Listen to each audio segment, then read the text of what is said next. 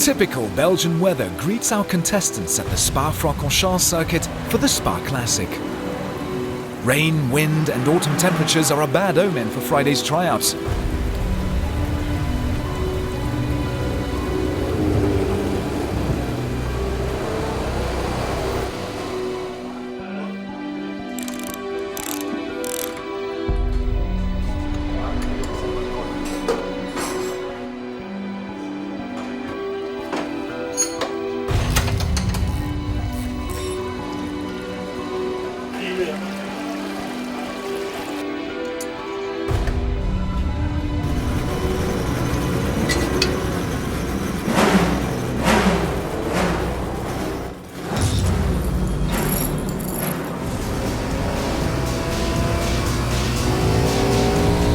Nevertheless, these brave drivers head off onto the 7-kilometer track. And it's not just any old circuit. A sport's world national heritage, a track for the big-hearted. Only those who ever drove a racing car on it understand the adrenaline kick you get.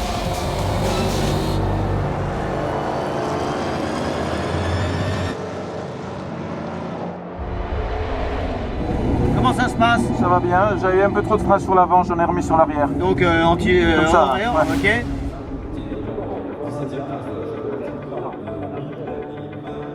Driving on the Spa circuit in a racing car is one thing, but driving a single-seater is the holy grail.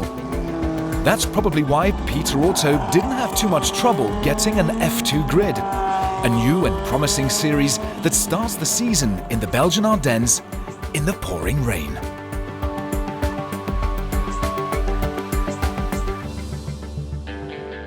A typical Spa-Francorchamps weather swing around, and by Saturday, rain turns into sun. The Spa Classic takes on a new robe and worried faces turn into smiles, especially for the Euro F2 drivers.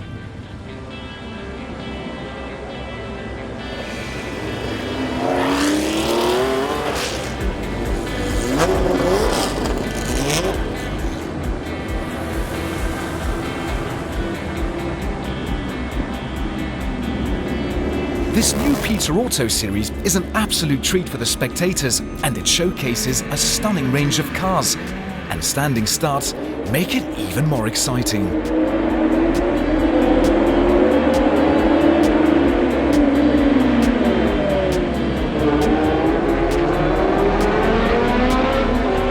The F2 championships between 67 and 78 saw a great number of constructors. Brabham, March, Lola, Lotus, Rolt, Chevron, and just as many engine builds. You see, in the 70s, regulations were rather slack, and a number of drivers started out their careers right there. Amongst the champions, you will find names like Ickx, Beltoise, Regazzoni, Peterson, Depailler, and Lafitte. The single-seaters in this Euro F2 series are true single-seaters, exciting to drive. And this gentleman, a reference in classic single-seaters, knows a thing or two about it. I think everybody who drives them loves them. I mean, if you ever want to sell a car, you just get somebody to drive your Formula 2 car and they say, I have to have one. They're more user-friendly than the Formula 1, and they're more pure racing than the sports cars. Martin Stretten will in fact win both Euro F2 races in Spa over the weekend. Voilà,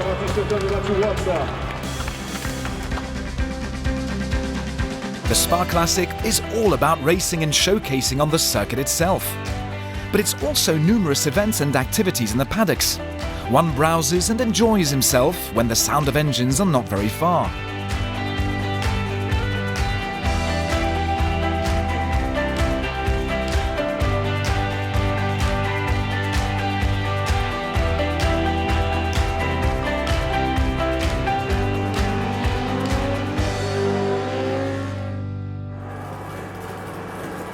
Just like the F2s, Group C gets a warm spectator's welcome. These cars are a treat to watch on the circuit as well as in the paddocks and remain a must-to-drive here in Spa. Group C holds a particular place in the heart of Formula F1 Lotus team boss Gerard Lopez. Pour moi, c'est parmi les plus belles. Yeah, these are the most beautiful cars for me. This is the Toyota that competed in the most races at Le Mans. It was built specifically for Le Mans and raced from 92 to 94. It won in its category and finished 5, 4, 6 overall. Yeah, she's rare. Très rare, en fait, il y a que deux Yeah, châssis. there are only two. This is number one, and the other is at the Toyota factory. Well, you know, I have other cars, but I love driving this one as it's very exclusive. Sympa.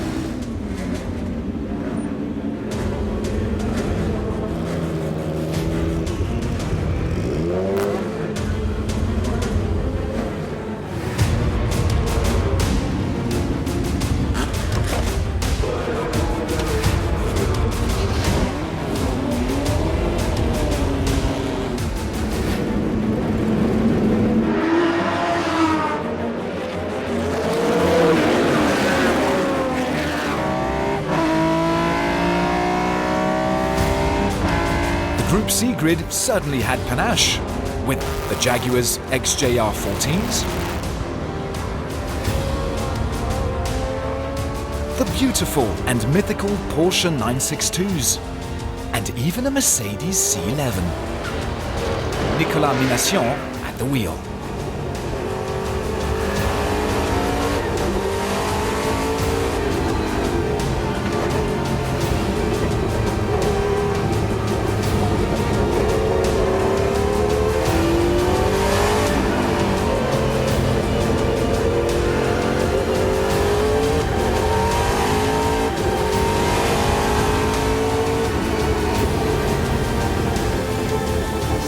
Au bout du compte, c'est une voiture de course. Hein. Donc non, c'est pas différent. C'est juste toujours. Oh yeah, I mean, you know, it's just a racing car. It's a little old school, you know, with a clutch to change gears. It's all heel and toe shifting. You know, watching out not to over rev. We're really enjoying the endurance atmosphere. Yeah, I mean, for the moment it's more like sprinting because they're flooring it for 24 hours. But yeah, with this one, you need to think when you drive. It's still awesome though, because it's still fast. Even if it's rather basic technologically, the car is very, very well balanced.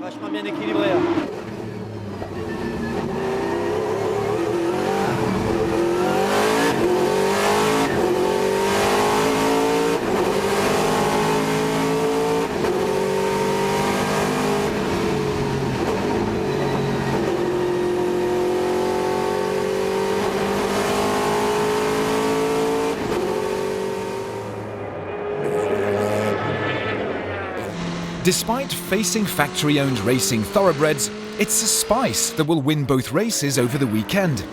A car driven by Steve Tandy.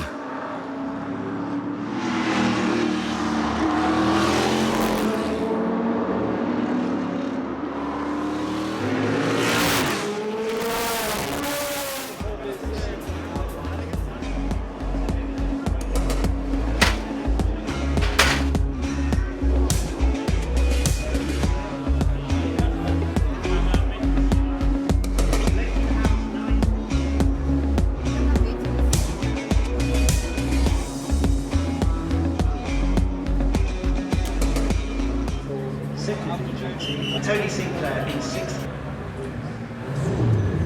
Saturday, as the day progresses, racing heats take on a frantic pace. The 60s endurance grid is the biggest by far, with over 80 cars enlisted.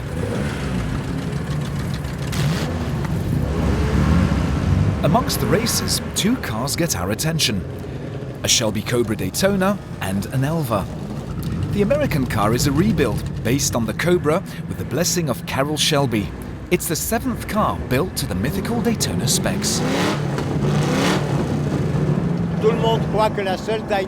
Everyone thinks that the only Daytona is the Ferrari, but there's also the Cobra Daytona, and it's an exceptional car. They were designed because the traditional Cobras were not able to get higher speeds at Le Mans in order to win.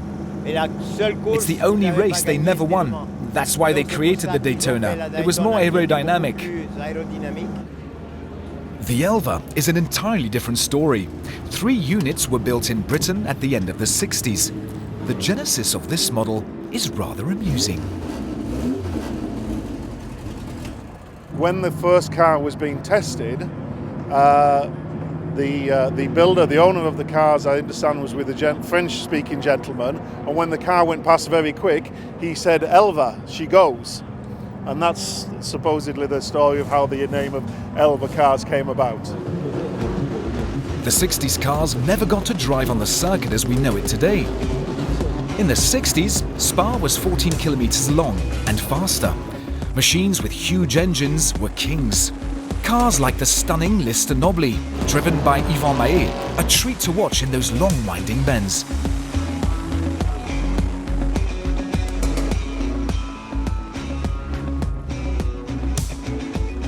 Fast and efficient back then, the Shelby Cobras still hold their own today. And a few drops of rain certainly did not prevent them from getting onto the podium. Christophe Van Riet had a field day on the slippery track.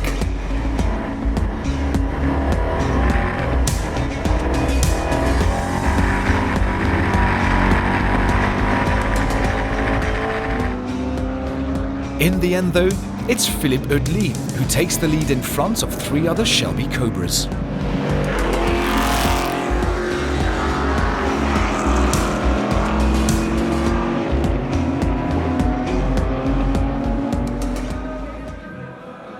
The most anticipated races, though, are the HTCs. In Belgium, the 24 Hours of Spa have always been a highly popular event, and during the 70s, every single boy dreamt of victories by Ford Capris, BMW CSLs or 635 CSIs. Amongst those boys, Team GP Motors driver Raphaël de Bourman. In the HTC series, we have 8 cars and 2 special ones that won the 24 Hours of Francorchamps back then. We have the Ford Capri RS 2600 that won in 1971, and we have a BMW CSL that won in 1976, to everyone's surprise. Oh yeah, for the team it's really always more exciting to be working on cars that have a history. Yeah, there's also the research we do every time we uncover a new photo of the car. Behind the mechanical aspect is also the entire history of the car. And that's, that makes us happy. Original builds in mint condition will compete in 2 races by the end of the day.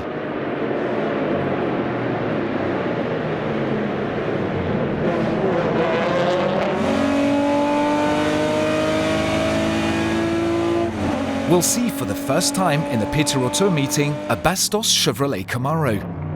This mythical 24-hour Francorchamps car was never able to win, and today is no exception. No more than the BMWs, who hold the biggest number of 24-hour victories, 23. Once again this year, it's Ford who wins this particular race.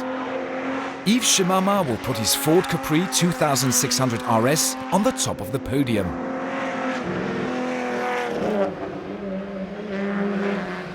The Spa Classic ended its first day to the glaring lights of these beautiful races.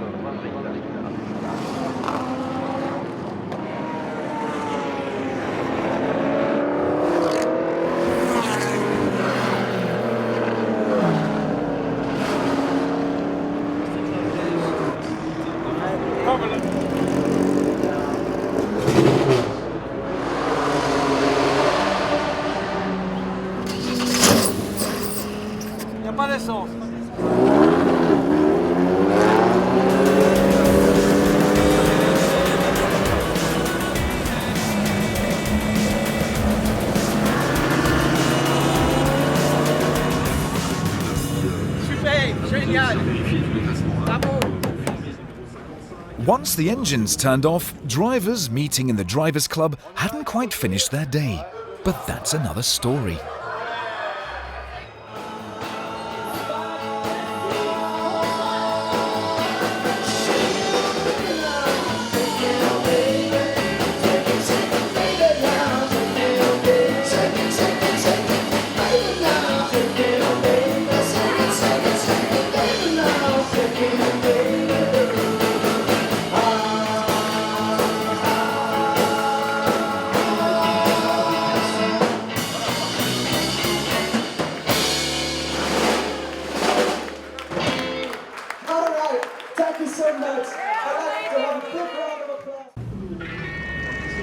After a short night, the circuit of Spa awakens to yet another sunny day for a more peaceful set of events.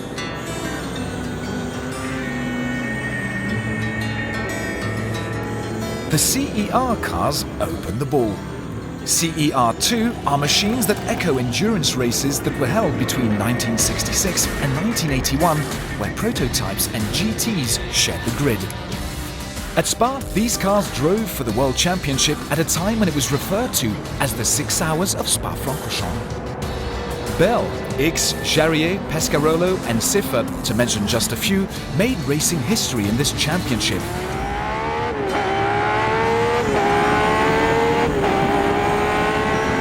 Porsche, Mirage, Matra and Alfa were winners back then. Not to mention Ferrari in 1972 with Redman and Marzario on a 312 PB, just like this one.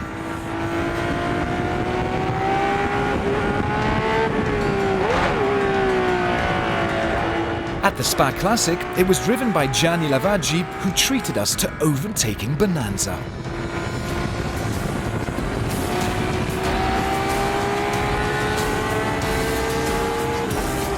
But if Ferrari were known to all endurance enthusiasts, who actually remembers GRACS? Let's stroll down memory lane. GRAC stands for Groupement de Recherche des Automobiles de Compétition, a brand developed by Serge Aziosmanov. The MT16 here is the only survivor from the 1972 season.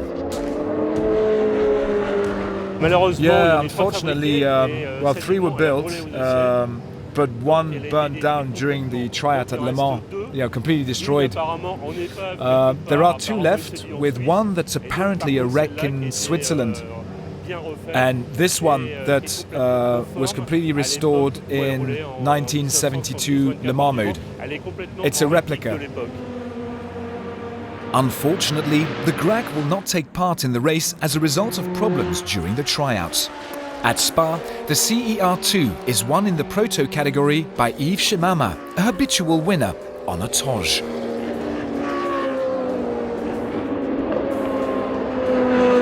In GT, it's one of the most popular cars of the grid that wins, a Lancia Beta Monte Carlo Turbo driven by Franco miners.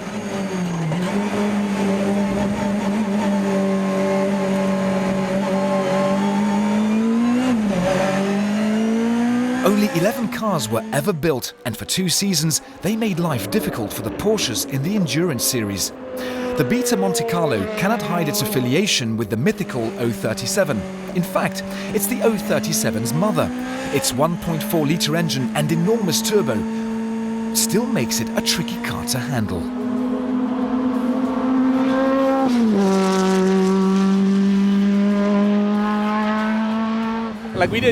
Yeah, she's difficult to drive because under 6,000 RPM the engine only develops at 100 brake horsepower. But from 6,000 RPM to 8,000 RPM she has 380 brake horsepower. So you need to change gears really fast to stay in that RPM bracket.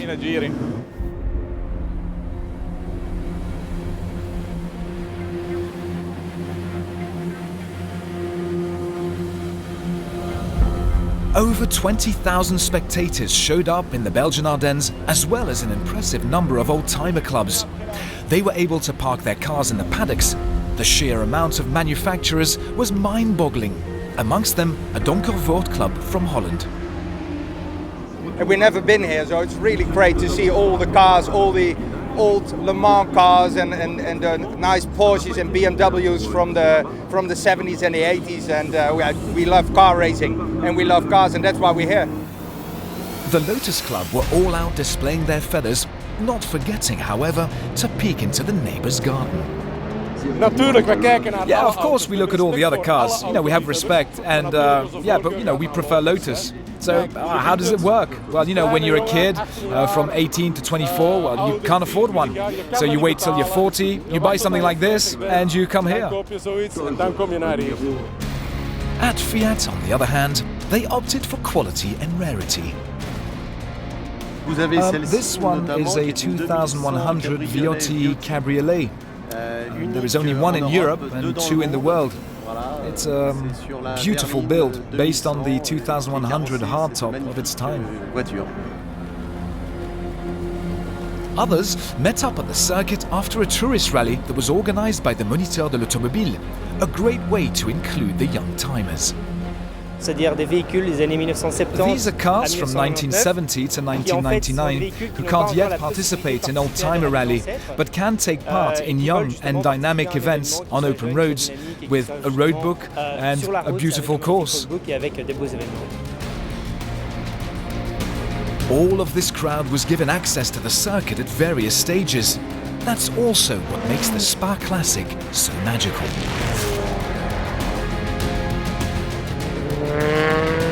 In between races, super and ultra cars were given access to the track.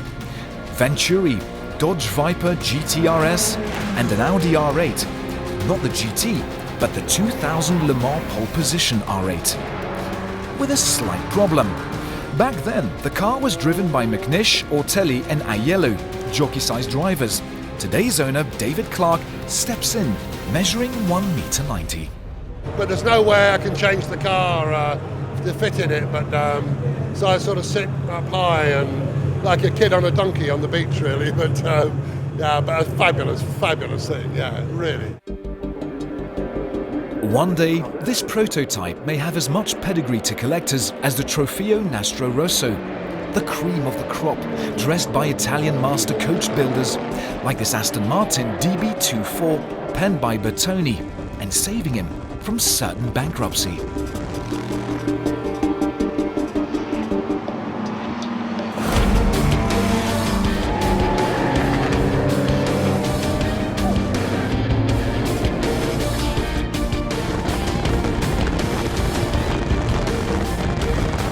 Bertone after the war, 1951, 52, almost went bankrupt.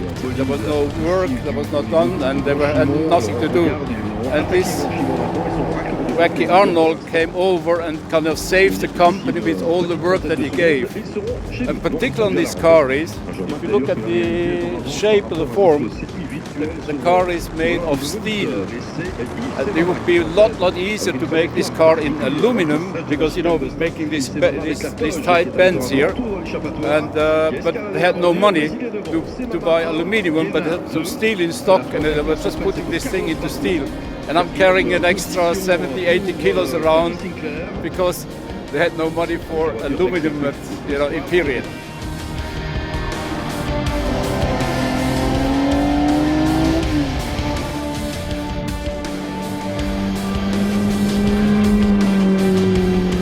Both trophy races are won by local man Vincent Guet, who sent his Ferrari 275 GTBC screaming around the circuit.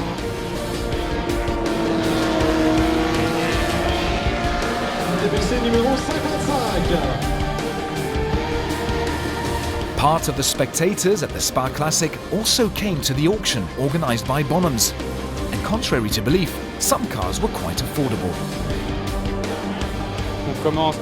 We start with the oldest car, a 1921 Rolls-Royce Silver Ghost, and we finish with a 2006 Ferrari 575 Super America.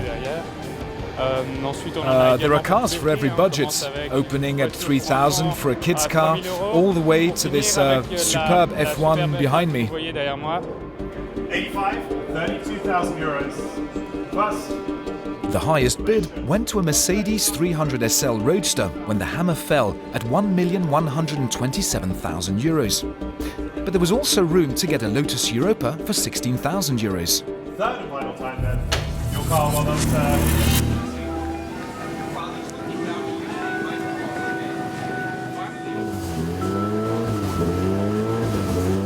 In this kind of auction, one could find cars to actually race in one of Peter Auto's grids. Like this Corvette, for example, identical to the ones racing in CER1. Radical cars to be driven only in racing mode. This is a similar one to the TT Grader Teams one raced in 1973 at Le Mans.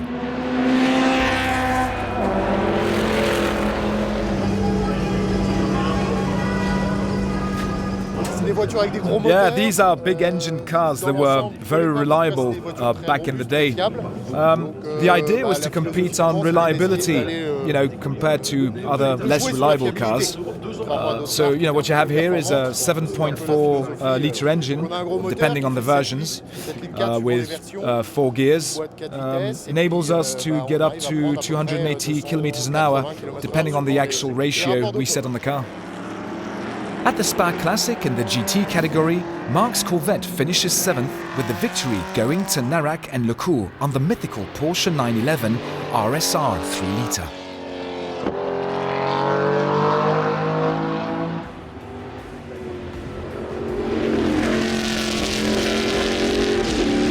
The overall win goes to Philippe Brouwiller on Chevron B19.